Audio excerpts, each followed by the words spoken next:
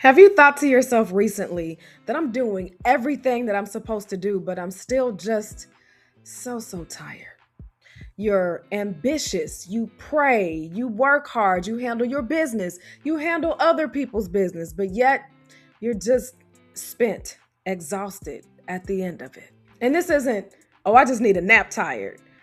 This is, if one more person asks me for one more thing, I'm gonna pull their hair out and my hair out too.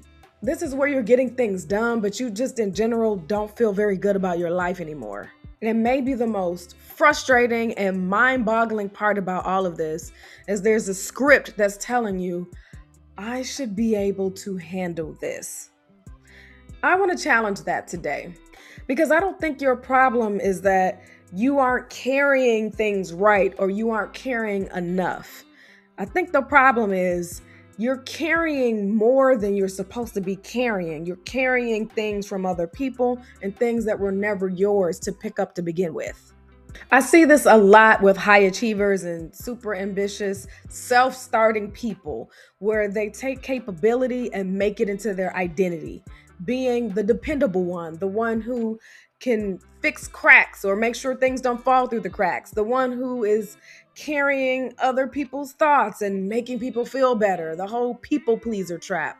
And because you're carrying it all, you assume that you should be carrying it, but that's what's getting you into trouble. There's a difference between I am capable of doing this and this is mine to carry. Competence does not automatically equal obligation. I need you to make that distinction today. Because when you don't make that distinction, you end up not just carrying your responsibilities, you're carrying his responsibilities, her responsibilities, their expectations, and their emotions. And somehow you are burdening yourself with being able to perform at optimal level. That don't make sense. Now you realize that your rest routine isn't fixing it. Maybe you took a nap, you got your nails done, you binge watched your favorite show, but at the end of the day, you still feel depleted as if you didn't sit down at all. Then Monday comes around and you're just exhausted thinking about Monday. Why? Because you rested from the activity, but you never took off the weight. That's different. You can take Saturday off and spend all day Sunday worrying about Monday. You can sit on the couch all day, but mentally, your mind is carrying the weight of 12 unfinished things. Stopping the activity is not restoration, and that's where burnout begins. You might be still functioning, still producing, still smiling, but internally you're irritable. You can't handle small things, they've become big things, and you constantly need to power down, power down, power down. Then you may be wondering, what happened to me?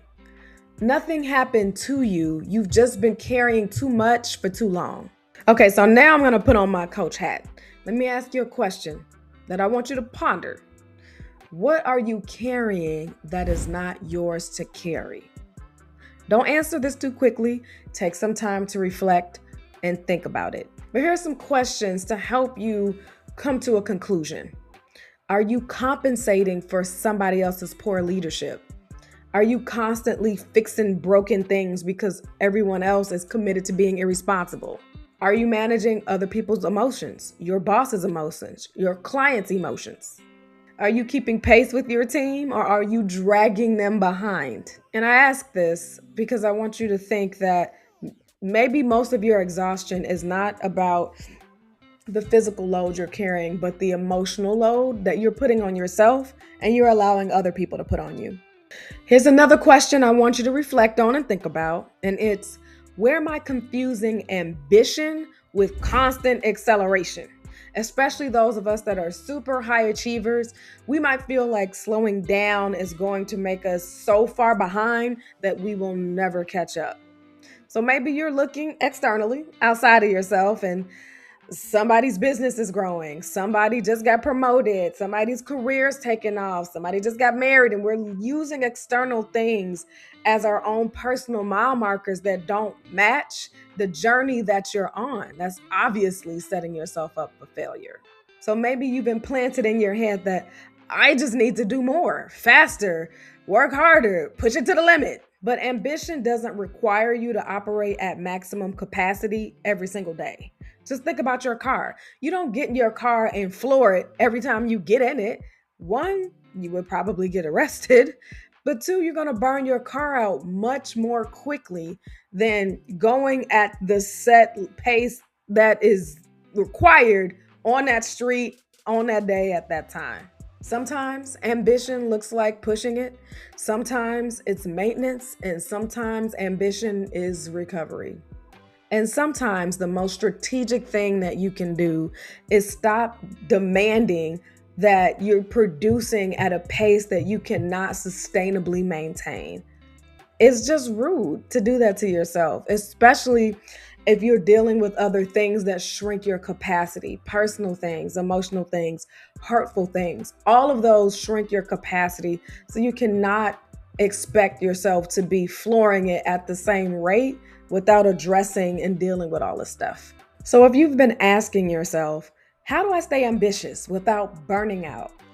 I think you should ask yourself a different question, and that would be, how do I stay ambitious without losing myself in the process?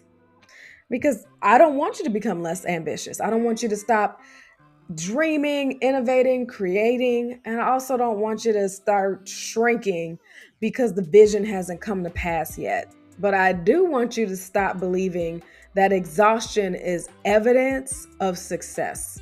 You don't have to prove how badly you're dedicated to your future by suffering your way through it. Your ambition should have room for your humanity, and your life should have room for you to be in it. So here's your assignment for me this week.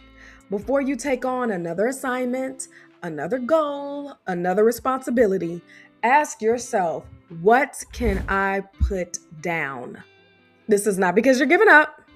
It's because you're making room. You're creating capacity. And sometimes making room is how you become strong enough to carry what is actually yours. So if this hit home for you, let me know in the comments what you will be putting down, and I will see you in the next video.